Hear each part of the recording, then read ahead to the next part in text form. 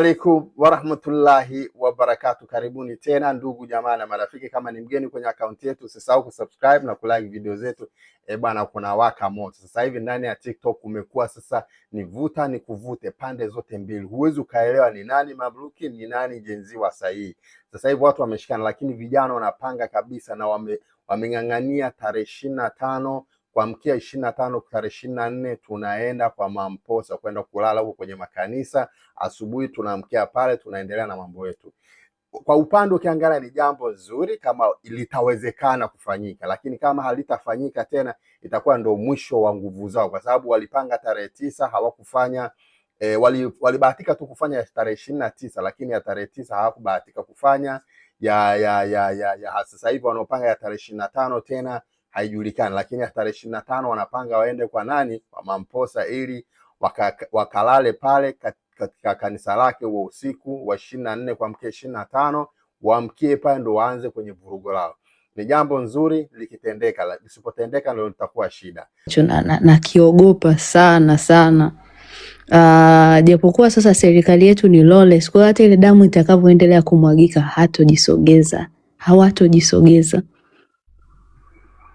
Mimi nadhani effort kubwa ya kuendelea kufanya nchi yetu iwe kisiwa, tuone kama tutaweza kuishi wenyewe bila kuwa na nchi zingine, kwa sababu so far yani tunaona matamko mbalimbali yanayotolewa na nchi zingine. Nadhani we need time. Mimi personally hata hii D25 kwangu naona it's too soon, lakini ni kwa sababu wa Tanzania hatunaga uvumilivu, tunapenda big results na we need time. Tumetoka tarehe 29, ilikuwa ni mwezi wa 10, si ndio?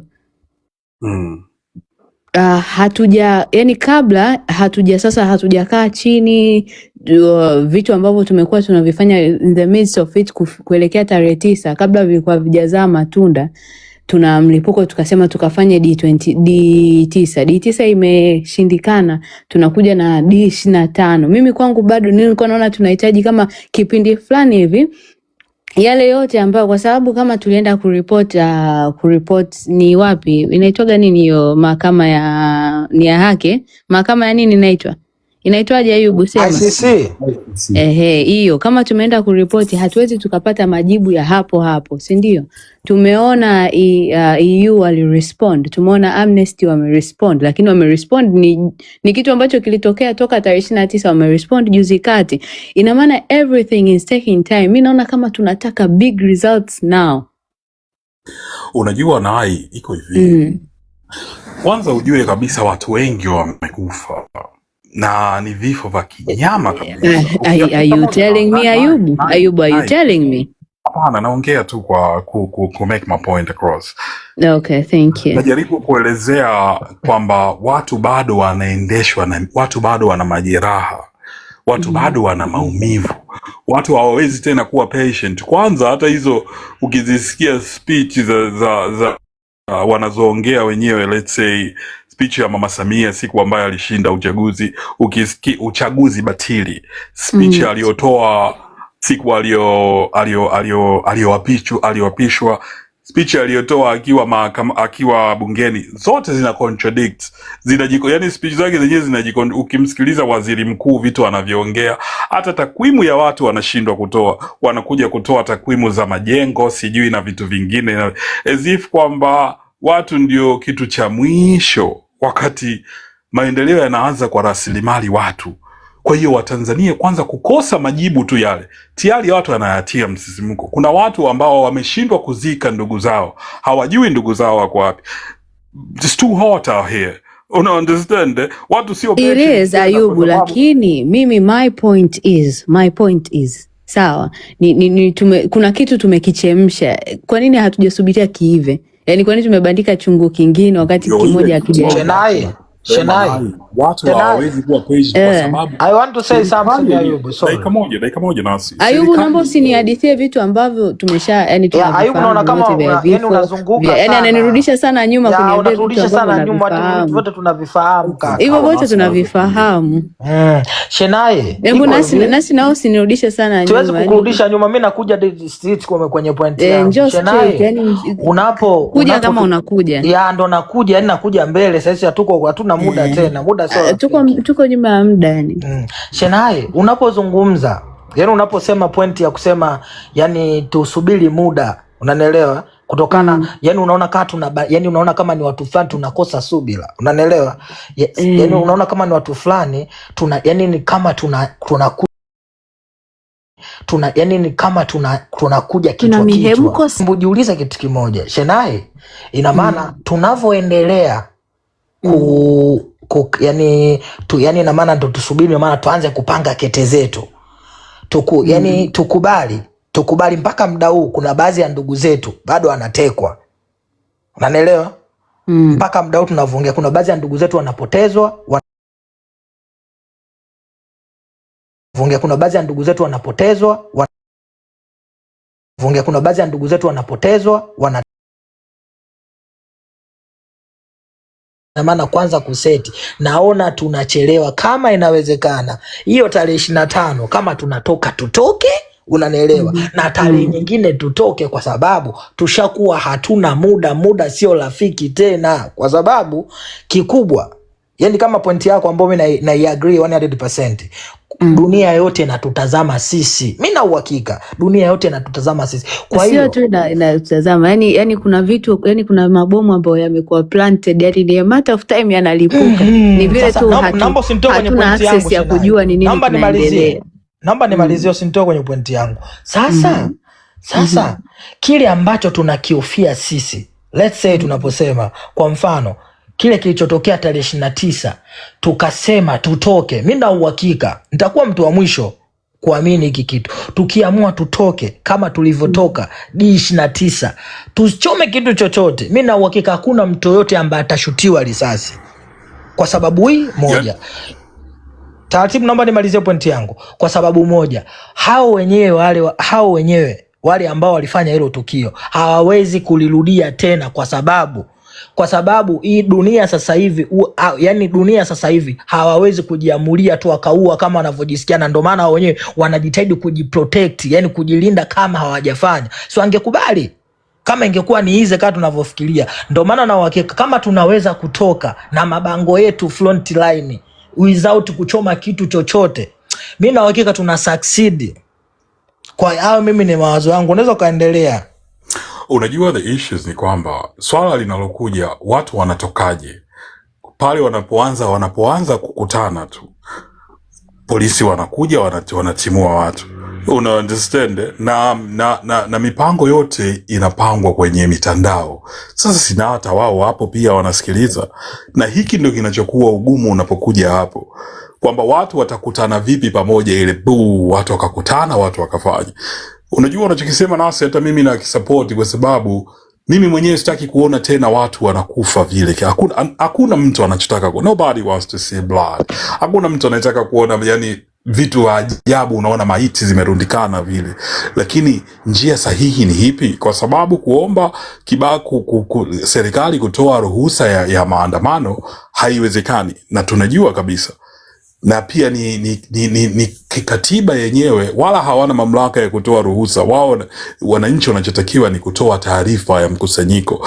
Marcus, karibu sana, na brother Kelvin, karibu sana. Sijui mna rai gani katika hili? Tafadhali mmoja wenu anaweza kaa mute ambaye anataka kuongea. Marcus. Okay. Marcus. Okay. Karibu sana.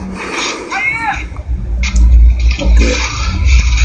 Brother, unaweza kutafuta sehemu ambayo ina ukimya kidogo, una background, una kelele kwenye ulipo nadhani. Okay, nitoa. Bwana, mimi ni mgeni hapa kwenye hii live. Kilo ndo first time naingia. Pia ni kijana. Lakini kwenye hili swala la maandamano, serikali kweli haiwezi kuruhusu. Haiwezi kuruhusu kwa sababu kwa uzalimu ulioufanya haiwezi kuruhusu. Lakini sasa sisi ambao tunataka kuandamana, inatakiwa tuwe active, na pia mada zetu zisiwe public, kwa sababu Watanzania tunajuana. Rafiki unacheka naye hapa, lakini ndio huyo ambaye hana kugeuka ukiwa upo. Kwa hiyo unaweza ukawa uko live na watu wengi wanakusupport, lakini kwenye hao wanaosupport wanakuwa ni ndomela kuwili. Hisi ndio kinachotokea yani. Sasa kingekuwa na mfumo ambao unafanya yani hata kama ni live basi kuwe na watu ambao wanaingia au mnakutana sehemu mnaongea vile vitu vya muhimu ambavyo vinakuwa vipo in public, yani hakuna watu ambao inakuwa ni secret kwenu nyinyi, ni siri yenu, mtu haijui, nyinyi mnajua nini tunafanya siku gani. Na je, mabango haya nasikia live nyingi mabango, lakini sasa kulitakiwa kuwe na kitu ambacho yani kwenye mabango kila mtu anaandika, yani tunakuwa na orodha ya vitu, bwana sisi malalamiko yetu ni haya, mabango hao wataandika haya, yani sio kila mtu ile anaandika cha kwake, kwa sababu nguvu ya kupigana ni tunapigana kwa ajili ya taifa, sio kwa mtu mmoja.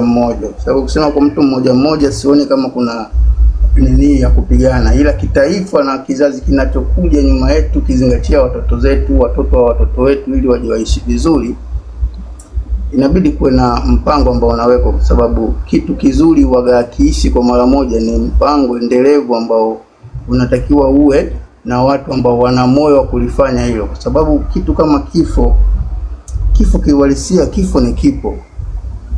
Yani hakuna ambaye ataruka ikiwa wote sisi pua zetu zimeangalia chini, ila wakati utakapofika mtu anakufa. Lakini katika mapambano kama haya kupambania taifa, vifo lazima vitokee.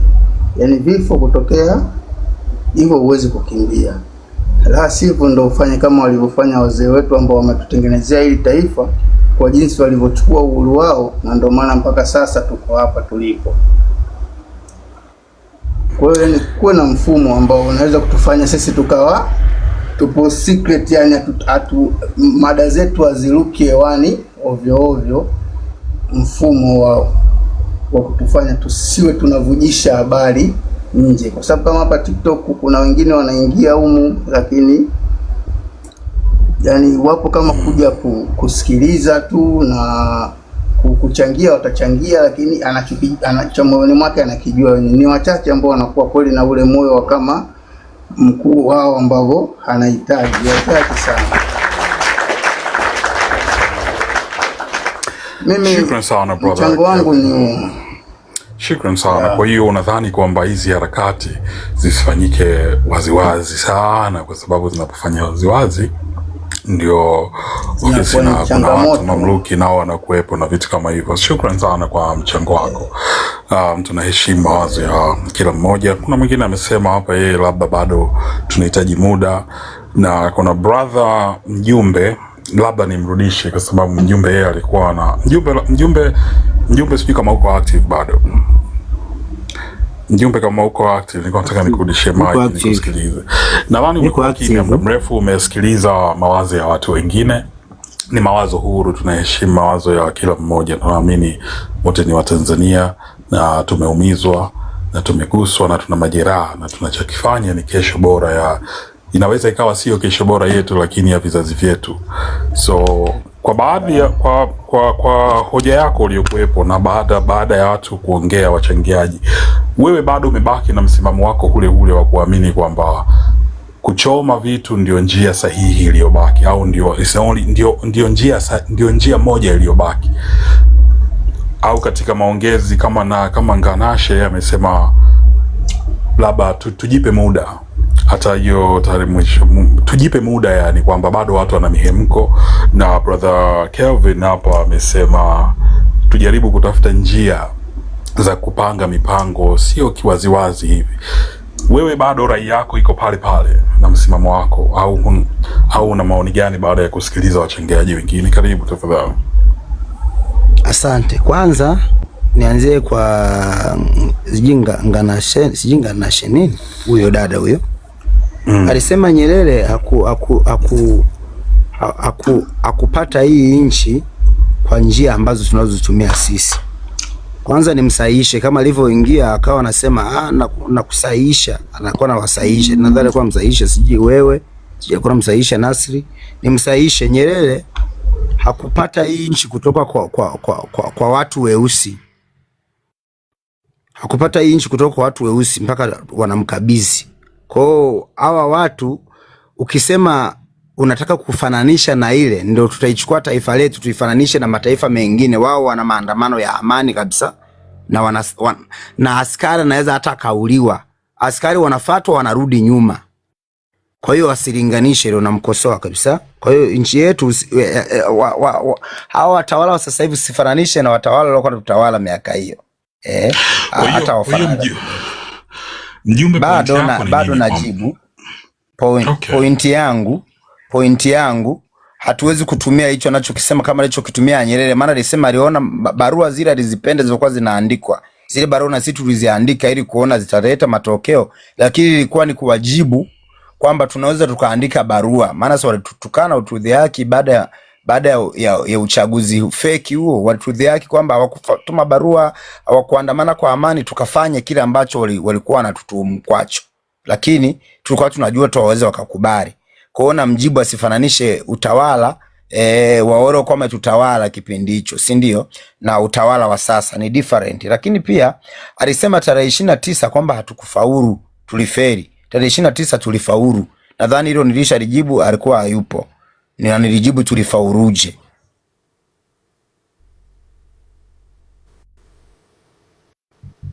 Okay, basi mimi nilivyokusikia basi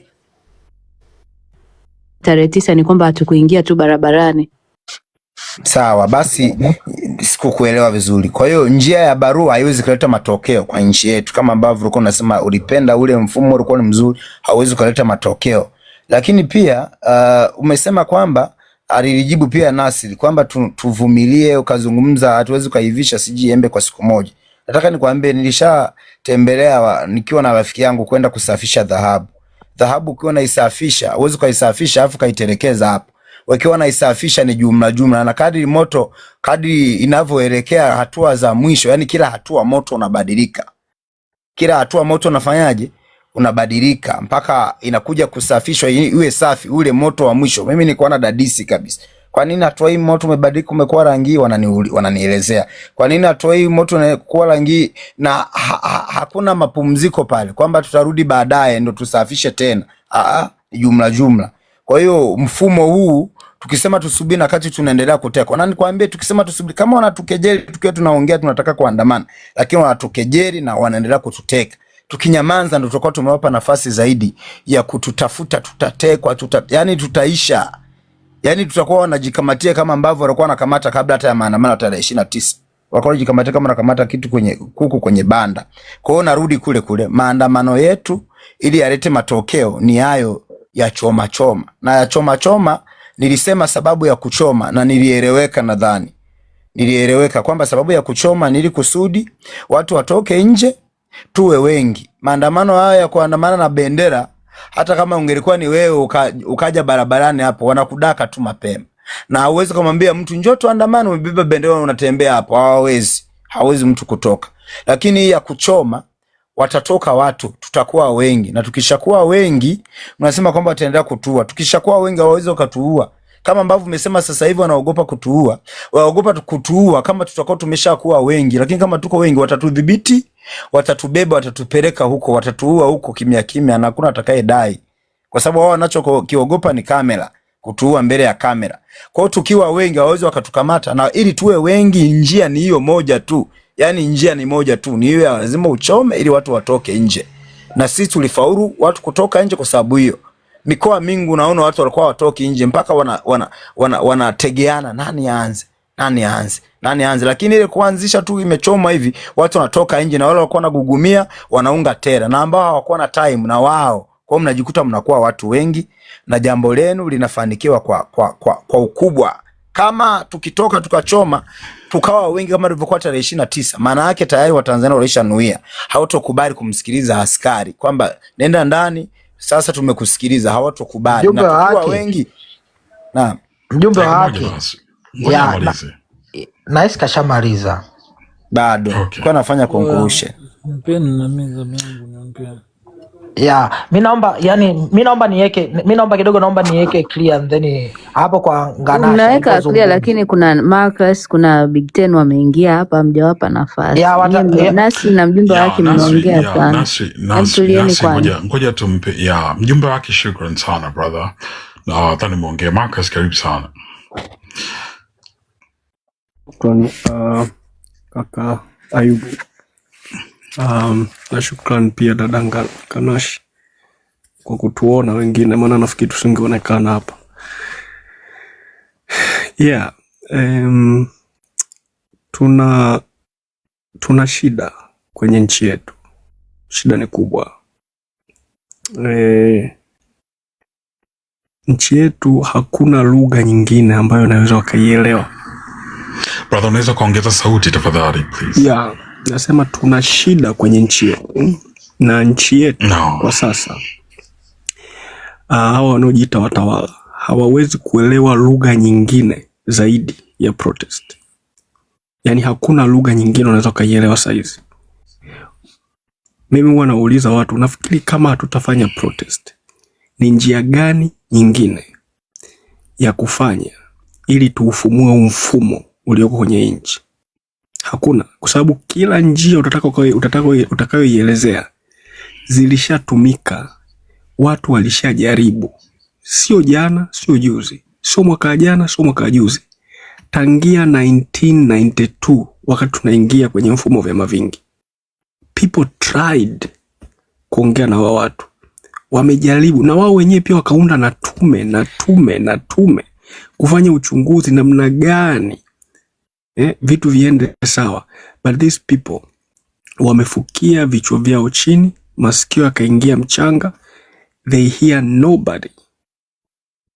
Kwa hiyo the only way wanaweza wakasikia ni Watanzania kutoka kutake over their country.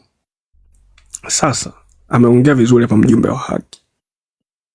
Unaposema kwamba mmefanya maandamano tarehe 29 na sasa labda mtulie, mpumzike, mjipange, let's say labda ujipe mwezi miwili au mitatu, you are doing a very wrong thing.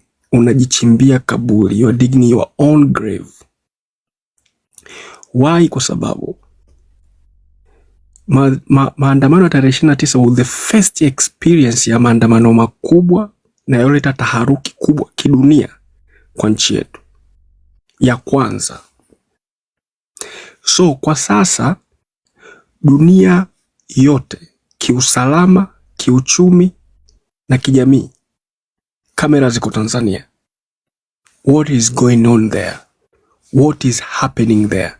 International corridor. Marcus, samani brother, nimekukatisha kidogo. Jamani, naomba tusaidiane kutap tafadhali. Sub live inakuwa yendi highly recommended. Sioni watu wakitap. Kwa naomba tusaidiane kutap tafadhali. Na tutapeana nafasi wale kwa chini kama kuna mtu atataka kupanda, kwa sababu live ina accommodate watu 8, tuna host wa 9. In case mtu atataka kupanda, basi tutapeana nafasi kidogo. Na unaweza kuendelea Marcus, naomba tutafute hapo please. Yeah. So, na international corridors zote zinaitazama Tanzania na zinaelewa nini kimetokea. So ukisema upoe na kwa yale yaliyotokea, maana yake unampa adui yako kujipanga. That's why we need to go back to back. Hakuna kuwapumzisha, hakuna namna ya kuwapa muda waanze kuchoma nyama choma na kugonga cheers. Ni lazima iwe back to back mpaka watakapotoa. Kama wengi wameongea hapa, waliua mara ya kwanza watu wengi sana, na kwa sababu pia wao ndio ilikuwa ni first experience kukutana na resistance kutoka kwa wananchi kama ile. That was the first experience wamekutana naye. Ukiachia mbali issue za Zanzibar, naongelea Tanganyika. Maana yake ni kwamba hata hawa polisi na wanajeshi sio wajinga kiasi hicho pia. Hatuwezi kusema kwamba tunawaamini kwa 100%, lakini sio wajinga pia. Wanaona machozi ya watu yalivyomwagika kwa zile siku 3. Unafikiri ni rahisi wao tena wakabidhiwe silaha wafanye kama ujinga ule mwingine, ujinga huo tena? Wanaweza wakawepo wachache wakafanya, lakini sio wengi kama waliofanya tarehe 29. So Hakuna, mimi wanawaambia watu haya maandamano, neno maandamano kwa Kiswahili tumelidogosha sana kwa Kiswahili. Sababu the right word is protest. Kwa sababu maandamano au protest sio matembezi. Kwamba mmebeba mabango, mnaenda kumuonyesha Samia, hizi ndio kero zangu afu bye bye tumemaliza kuonyesha tunarudi nyumbani. No, sio matembezi. Protest ni kudai unachokitaka, unaenda against na mamlaka ambayo inakupa kitu ukitaki na unataka kitu chako. Na kama vile unatoa command. Ile protest inatoa command ya wewe kukipata hicho kitu kwa sababu wewe ndo mwenye mamlaka as mwananchi kwenye nchi. Angalia Brussels nao kinachotokea kwenye bunge la Ulaya. Umeona? Bunge la Ulaya, polisi pale, jamaa wanawatupia mawe jamaa waandamanaji ambao ni wakulima, wanaenda na matrekta yao wanapiga zile nani za mapolisi. Umeona? Wanatupa mawe kwenye bunge la Ulaya. Angalia maandamano yalotokea mwanzoni mwa mwaka huu UK, walikuwa wanaandamana kuhusiana na illegal immigrants. Watu walikuwa wanakwenda kuchoma hoteli zile. Wanachoma hoteli. Lakini kwa nchi hizi za wenzetu, huoni watu wakipiga live bullets. Wanachoma hoteli. Lakini huoni watu wakipiga live bullets. Kwetu kwa sababu ya addiction ya power na ya madaraka, na wanajua hawa ndio kitumbua chao kinaingia mchanga. Kwao kuua mtu kwa sababu ya madaraka ni kitu chepesi. Umeona?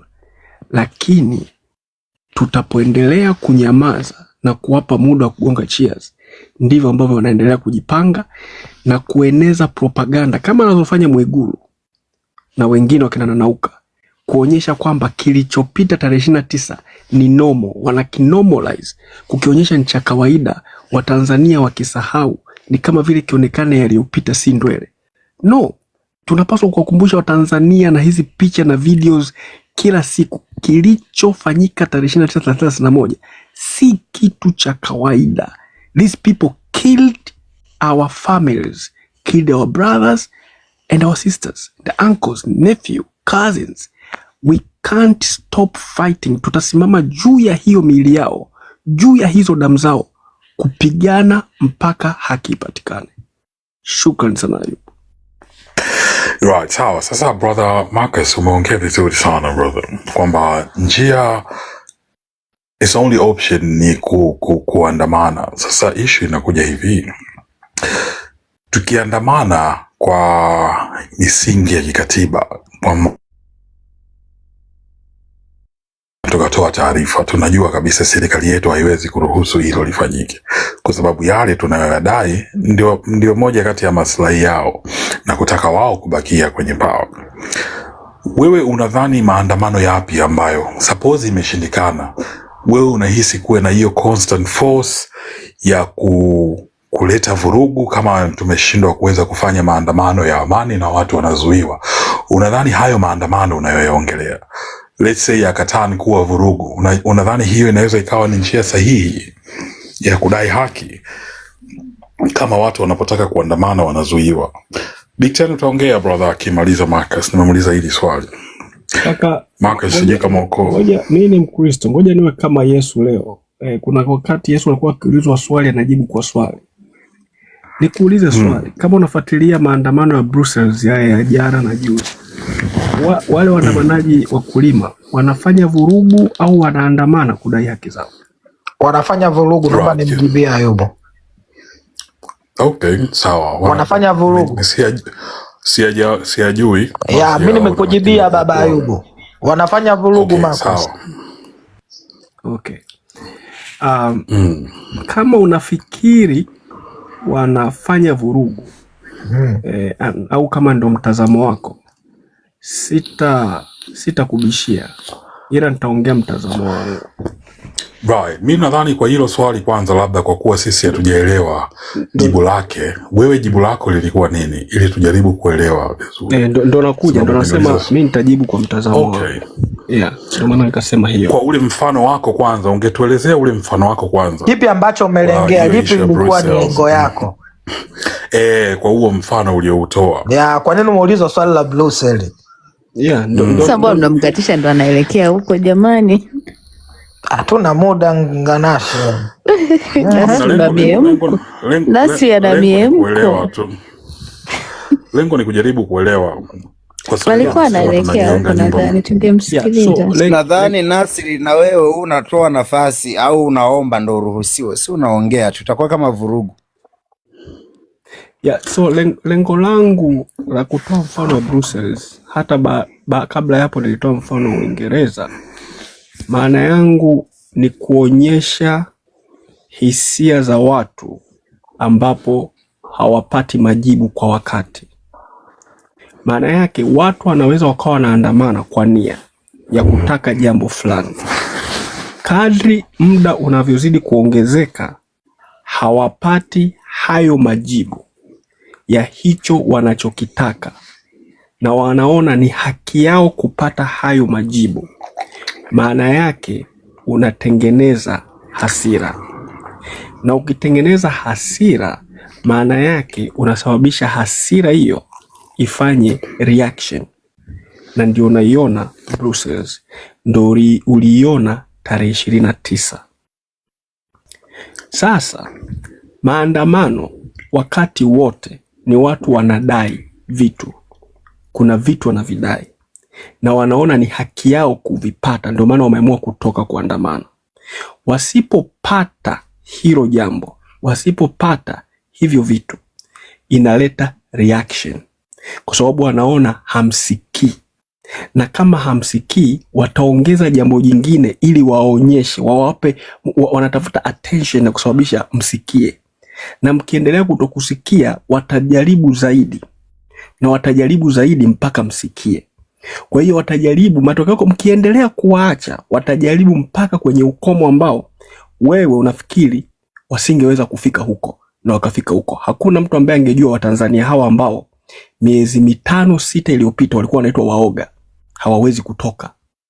Lakini tarehe 29 ikadhihirisha kwamba kumbe kikombe cha hasira kikijaa cha watu kukaliwa na kufanywa mambumbumbu na wajinga, basi chochote kinaweza kikatokea. So hizi tunazoita vurugu ni matunda ya wanaojiita watawala kutokusikia madai ya msingi ya wanaoandamana. Kwa hiyo huo ndio mzizi. Mimi nadhani hapo tumekuelewa. Nataka nikuulize swali jingine la mwisho na watu wape na wengine nafasi ya kuongea. Kwa hiyo hicho ambacho kimefanyika Brussels na kile ambacho kimefanyika tarehe 29 nchini kwetu, unadhani kimekuwa kina matokeo sawa? Hosti, samani kidogo kabla hajajibu, naomba niongezee, na maana mjumbe kauliza swali Marcus, swala la Brussels. Brussels limetokea jana, unanielewa?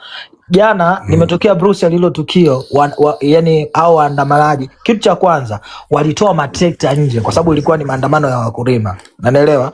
Matrekta yote yalikuwa yanazunguka Brussels nzima. Baada ya hapo wakawa wanarusha mawe bunge la Ulaya. And then, unanielewa? Baadhi ya wananchi pia walipigwa na askari. Tukubaliane iko kitu. Kuna baadhi ya waandamanaji walipigwa. Unanielewa? Tena walipigwa vipi? Sema tu tofauti, hawajashutiwa. Unanielewa? Unapozungumzia vurugu, walifanya vurugu. Na ndio maana kitu ambacho nilikuwa nakiclear hapa mjumbe, kwa sababu nilikuwa na uhakika na nimekifuatilia. Shukrani sana brother. Sasa mimi swali langu kwa Marcus ndo nilikuwa namuuliza, kwa mfano wake aliyotoa, je, kimekuwa na matokeo sawa na kile kilichotokea nchini kwetu? Kwa kutoa mfano, naamini ulitoa mfano huo hai. Matokeo, okay. Matokeo nitakupa negative side na positive side. Matokeo sawa, hapana. Okay. Matokeo kwetu kwa sababu ya viongozi wasiojua maana ya demokrasia waliua watu. Ndio maana hapa Nasir anasema watu walipigwa, lakini hakuna mtu ambaye ameshutiwa live bullet. Kwetu wameshutiwa mpaka watoto wa miaka 14 ambao walikuwa nyumbani, wameenda kushutiwa nyumbani kwetu. Kwa hiyo maana yake matokeo hayo ni matokeo hasi. Matokeo chanya ni jambo ambalo limeibua international corridors. Ndio hiyo dada Nganasha nafikiri mara ya kwanza pale anaongelea issue ya mahakama ya ICC. probably wanasema mwezi wa kwanza tarehe 20 hiyo kesi inaweza kaanza kuingia kwenye pipeline ya ICC. So hatujawahi kufikiria kwamba tungeweza kufika huko kwenye nchi ya Tanzania hata tu kuanza kuhisiwa kwenda ICC. Umeona? So lakini pia kuna pressure kubwa kwenye nchi, pressure kubwa kutoka kwenye international corridors, namna ambavyo wanaipiga serikali ambayo inaleta matokeo chanya hasa kwa wananchi, kwa sababu ni kama vile backup kwa wananchi kwamba sasa. Ndio maana nikasema Watanzania hawapaswi kuacha. Tukiacha, siku moja nikaongea na nilipost hata Twitter, hata juzi ambapo Marisa mama yake ameenda kuvamiwa, nilipost tena. Sitaacha kuiongea sentence, na iongea tena na tena na tena. Gharama za kuacha Samia na genge lake waendelee kutawala, wakaanza kugonga cheers na kula kuku, hiyo gharama itakuwa ni kubwa sana kwetu kuilipa kuliko gharama za kufanya maandamano makubwa ya kinchi na kuang'oa. Angalia sasa hivi mjumbe wa haki ameongea hapa, wameanza kudokoa mmoja. Samani kabla hujamkoti mjumbe wa haki. Unaposema tunapoacha wakagonga cheers alivyosema Nganashe, kama sijajua umekuwa live muda gani, kama ulimsikia mzungumzaji Nganashe alichosema kwamba ni mapema sana, yani watu wajipange vizuri katika mchango wake kwa hili na watafute njia sahihi ya kufanya hili swala. Sasa wewe unaposema tukiwaacha, yani wewe unataka hii maandamano yawe ni constant force, kama nitakuwa nimekuelewa sahihi, yani kwamba unataka back to back, yani maandamano mpaka ieleweke, au unamaanisha nini? Yani tukiwaacha kwamba tuachane na maandamano au tujipe muda wa kujipanga? Sijui ulikuwa unatafsiri gani unaposema tuwaache wakigonga cheers. Narudia tena kabla hajajibu brother Marcus, naomba jamaa, bwana, mbona watu wavivu sana kutaptapu? Tutaweza kukomboa nchi kweli kimchongo huu? I mean, come on man, tap bwana. Unajua wote ni watu wazima, wote tunafaidika, wote ni wananchi, tuna lengo zuri sana. Host, ukisema vitu vya kuchekesha uweke hata na kile kisauti cha kucheka, utuondoe nani kidogo. I mean, I'm too much, I'm for real man. It's too much tension. Sasa watu wanataka kutaptapu, mnaona. Sasa unacheka wewe mwenyewe, bonyeza vile video vya kucheka ili tucheke wote. Kuna maisha baada ya maandamano, una upwilu, unajua sio. Anyway, Marcus kama Curtis Jackson, bwana endelea brother. Samahani nimekukatisha kidogo, naona kwa una tension. Mimi nitatofautiana na dada Nganashe. Na uko sahihi kabisa, kwa sababu ni maoni huru na ni mtazamo wako, sio kwamba unachokiongea ndio hivyo itakavyokuwa. Ni mitazamo tu, na kila mtu ana haki na mtazamo wake. Mimi nasema kwamba hatupaswi kuwaachia pumzi, kwa sababu utasema gharama za kuacha hiyo pumzi, gharama yake ni kubwa zaidi kuliko gharama za kuinuka na kuang'oa. Why? Hapa ametoka kuongea mjumbe wa haki, ningetaka kumkota. Hawa watu wataanza kutuokota mmoja baada ya mwingine kama kuku kwenye mabanda. Angalia, nitakutolea tu mfano. Wametoka kumuokota kijana mmoja Nicodemus jana ofisini Dar es Salaam. Kuna jamaa mmoja humu ndani ya TikTok anaitwa Trump. Wameenda wamemkosa Trump, wamekamata dada yake, binti mdogo tu. Geita wameenda wamemkuta sijui anaitwa Neema, yule kiongozi wa Chadema, yuko voko sana na yeye. Wamemkosa nyumbani, wamekusanya the whole family, mpaka mtoto wa miaka anasoma darasa la 3. Mtoto wa darasa la 3 kama miaka 10 hivi. Wamewasomba wote na familia. Juzi na jana wameenda kwa mama yake Marisa nyumbani kwao kijijini. Mama wa miaka 70. Usiku wameenda wakakata umeme, wakafanya walichokifanya. Kesho yake asubuhi wakaenda tena wakajifanya waenda kumhoji yule mama kwa kilichotokea usiku. Mama wa miaka 70 wanamhoji kwa masaa 7. Na wote ambao wamekamatwa wamehusishwa na uchochezi wa maandamano, uhaini au kwa kesi gani? Yes. Samahani, labda nataka. Yeah. Okay. Huyo Nicodemus yuko vocal. Anahamasisha maandamano. Malisa kila mmoja tunamjua. Kama unamsoma Malisa vizuri kwenye mitandao ya kijamii, especially Twitter, Instagram. Bwana Marcus, samahani kidogo. Nasri. Uko active? Niko active. Auntie G, uko active? Mjumbe uko active? Mjumbe yupo. Aitikie mwenyewe. Nipo. Boy Black upo active, brother? Boy Black. Bwana poa. Big Ten uko Black. Nasi no. Big Ten uko active, Nipo mkuu. Brother Kevin uko active, au sio? Kevin uko active? Naomba basi kama mko active naomba mjitahidi na kutap tafadhali please. Kwa sababu watu wote sana. Tunaulizwa hivi na fili wa haini ndio kugongewa majumbani. Tumetoa attendance ya waini. Haikuweka attendance ya waini. Sababu mnango wa kinyonge live inakuja pazo tatizo, ndio hivyo kitu ambacho watu wanashindwa kuelewa. Nao unaweza kutoa wazo lako. Sema Big Ten hatujamsikiliza, ujue Big Ten angezungumza kidogo. Niko na wazo dogo tu. Tamsikiza Big Ten. Wewe tusikiza wazo. Ndio. Kuhusu haya maandamano, unajua hii kama hivyo nimesikia hapo bro anasema watu wanatekwa.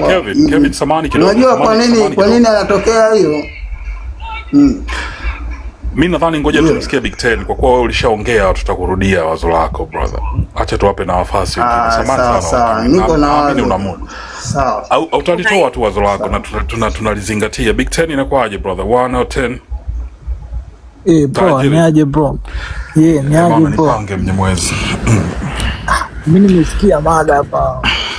Sasa ngoja nijaribu kuongea. Unajua kuna vitu ambavyo vinafanyika katika ulimwengu wa roho na vingine vinafanyika katika ulimwengu wa mwili kwa akili za kibinadamu. Kwa mfano, kwa swala la watu walivyokwenda kupigwa, zile ni roho za watu, si ndio? Ina maana kitendo kile kimefanyika katika ulimwengu wa Mungu ambaye ameumba vitu vyote, anaona, hajakaa kimya.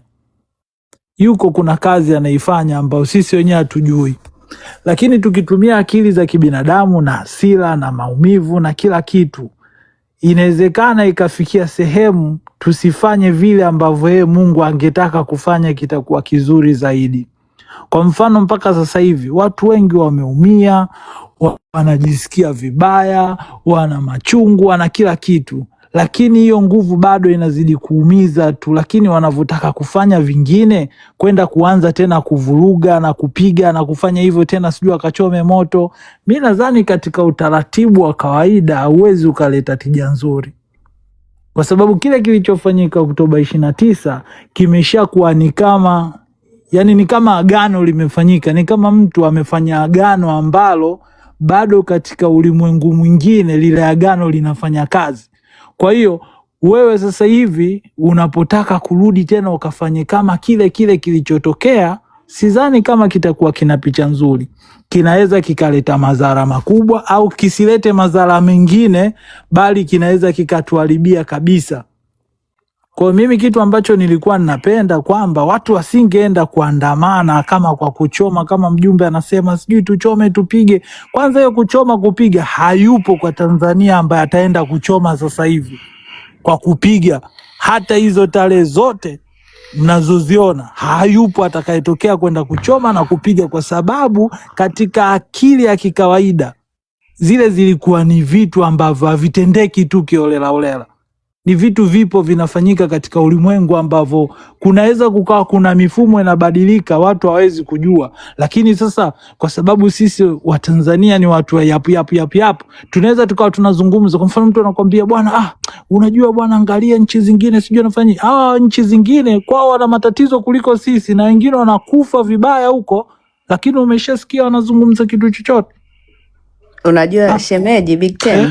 Dakika moja na samani hivi kabla ni kitu cha sekunde tu. Unajua Big Ten niliambiwa we ni timu kataa maandamano, nikawa nimekataa, nikasema haiwezekani. ila leo ndo nimekusikia nika approve, kumbe ni kweli. Unaona sasa? Okay, Nilikuwa sina nanili. Auntie G. Ni timkataa maandamano, shemeji yangu. Nampenda lakini timkataa maandamano. Na maoni hayo ni maoni na uhuru. Nimesema tu mimi ni kwake sio kwa nyie, ni yeye nimemwambia. Mimi ni kitu ambacho nataka kuelezea ni kwamba yani sio kwamba watu wasiandamane.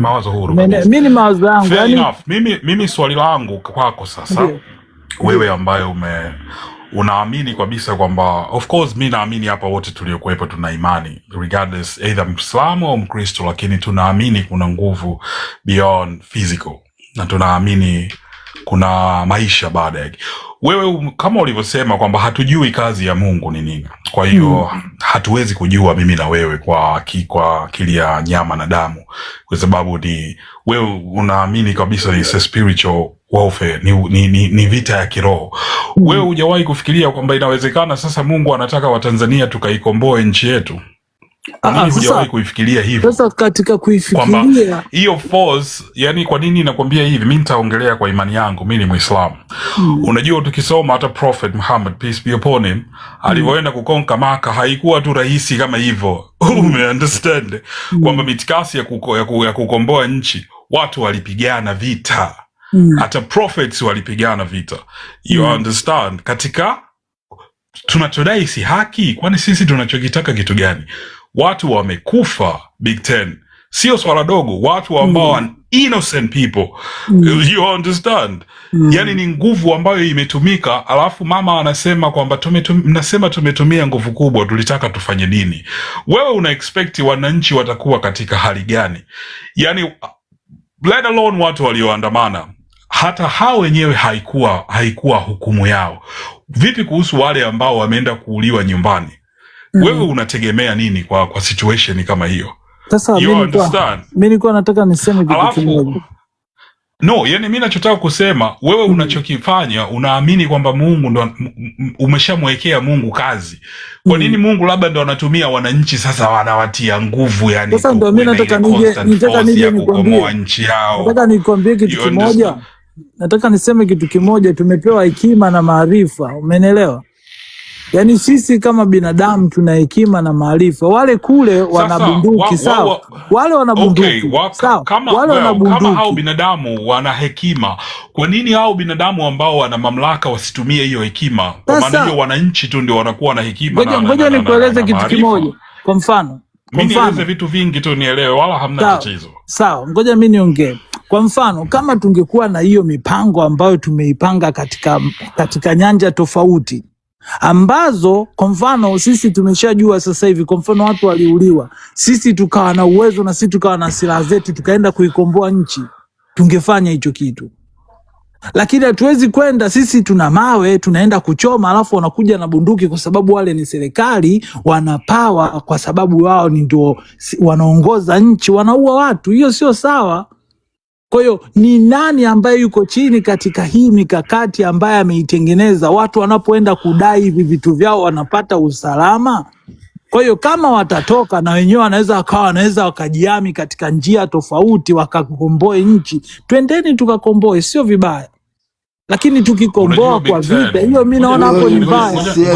Big Ten hujatambia tufanye nini ili tu. Jamani, hata kama atakuwa hivi sisi tunaongea jamani, sisi tunaongea kupeana lebo. Sisi hapa wote ni Watanzania na lengo letu ni moja. Kila mtu yuko uhuru na tunapingana, tutapingana kwa hoja. Awe hivi CCM awe anaongea. Huyu mwana mimi namjua, una understand, lakini mimi na yeye tunapishana kwa hoja na ndio sababu ya kuwa hapa. Mawazo huru, tuwe tuheshimu mawazo ya kila mtu. You understand? Sasa Big Ten unajua iko hivi sawa. Brother. Iko hivi. Wazungu wana msemo wao mmoja hivi, wanasema either we stay like this or somebody has to sacrifice. Kwamba inafika sehemu bora wachache wafe kuliko si na condemn vurugu. Kwanza nataka ni clear hilo. Si support vurugu, wala sitaki kuona mtu amekufa, wala sitaki kuona damu. Lakini mpaka jana hapa tunapewa taarifa kuna mtu anatekwa. Na hichi chote ambacho kimetokea, bado watu wanaishi na hofu ya kushindwa hata kupanda hapa live na kuongea. Wewe unafikiri hiyo itaenda hivyo mpaka lini? Yani hii Tanzania ambayo imefika sehemu watu bado yote yaliyotokea hayo, just like ni muda gani umepita tangu tarehe 29 mpaka leo? Ni siku ngapi? Hata mwezi si bado mwezi na kitu, tuseme it's been like a month. Angalia nini ambacho kinazidi kuendelea. Angalia serikali inaongea nini. Angalia watu waliopoteza ndugu zao wako katika hali gani, na serikali inachukuliaje huu mchongo. Wewe uoni kama serikali inachukulia poa kiasi ambacho yani wanalichukulia ili swala lightly tu, baada ya muda watabaliza na vitu kama hivyo. Hakuna mtu anayetaka kuona watu wanakufa, hakuna mtu, lakini watu wanataka wawe na amani ambayo ina nchi yetu ambayo inajivunia tangu tuko wadogo, lakini hiyo amani haipo inayosemwa. Sasa hivi Tanzania hakuna hiyo amani. Ngosha tu alikuwa anapanda hapa juzi, tunasikia sijui mke wake akiingia na wasiwasi. Sasa hayo maisha ya mpaka lini? Wewe unafikiri watu wasipoamua kujitoa, tukataka hiyo softly approach, maandamano ya amani, it's not gonna work, nini kitatakiwa kifanyike? Kwa sababu watu wanavyozidi, serikali inavyozidi kukosa majibu, inawatia watu hasira.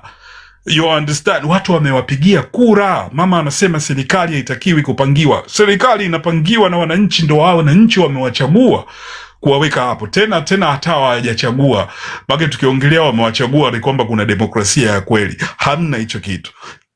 Una understand? Sasa wewe unategemea nini ambacho kitafanyika? Sasa kitu ambacho watu wanajazba, watu wana hasira huko sasa na mtazamo wako. You understand? Hakuna, mimi napendaga kuwa tofauti na kila mtu, umeelewa? Ili tupate mawazo mengi. Tofauti na kila mtu, kama 1+1=2 wewe useme 4 na wewe uwe sahihi. Kitu ambacho naweza nikasema, ndugu yangu, kuandamana, mimi sikatai watu wasiandamane. Watu waweze kuandamana, lakini kitu ambacho mimi nakifikiria mpaka sasa hivi ni kwamba hawa watu ambao wanafanya hivi, hawa ni madikteta tayari, kwa sababu hawataki kutoka pale. Sasa tutawaacha na udikteta. Fanye nini sasa dikteta? Mbona tuambie unazunguka? Nakwambia tufanye nini? Sasa ndio nakuja. Unataka nini kifanyike wewe? Nini unataka kifanyike? Dikteta naona unazunguka sana, go to the point. Mimi kitu ambacho nataka kifanyike, kwanza cha kwanza ni watu kutengeneza strategies ambazo kwenye haya maandamano yalete tija. Na unadhani hiyo strategy nani anatengeneza? Hiyo strategy ni nani anatengeneza? Unajua strategy ambayo naweza nikaizungumza ni kwamba hivi vitu vinaweza vikafanyika kule nyumbani. Nani anatengeneza strategy? Sasa ni wananchi wenyewe wanapokuwa wanaandamana, lakini kwa hizi sera za kwenda kuunguza, kuua, hizo sasa ni vitu vizuri kweli? Oya Big Ten, unaongea pointi za kitoto mzee wangu, afu watu tuko serious na mchongo. Sio, mimi najaribu kuwaza. Ayubu. Ngoja nikwambie nasi. Haya ni mawazo yake, lakini pia anaongea pointi za kitoto pia, ikumbuke. Sasa nyasi mnauliza anaongea vitu ambavyo have make sense. Sababu katoa hoja, tunamuuliza maswali hatujibu. Nini anamaanisha? Mimi nimesema kwamba basi uko sahihi. Basi iko hivi, kama anaongea utoto, kama mnabishana na kuaje na yeye atatupa nafasi na sisi tutamuelezea, kwa sababu ndio faida ya kuwa na. Nataka kuelewa. Una understand? Big Ten, shida anakuja hajibu maswali yetu Ayubu. You understand? Na tumekuuliza njia ambayo wewe unadhani ni sahihi, kwa sababu tunaamini hapa wote kwamba serikali haiwezi kukubali maandamano ya amani yafanyike, kwa sababu kinachofanyika ni kupinga yale ambayo yanafanywa na serikali yenyewe. You understand? Kwa hiyo tusitegemee maandamano ya amani yatafanyika. Tunafanya ni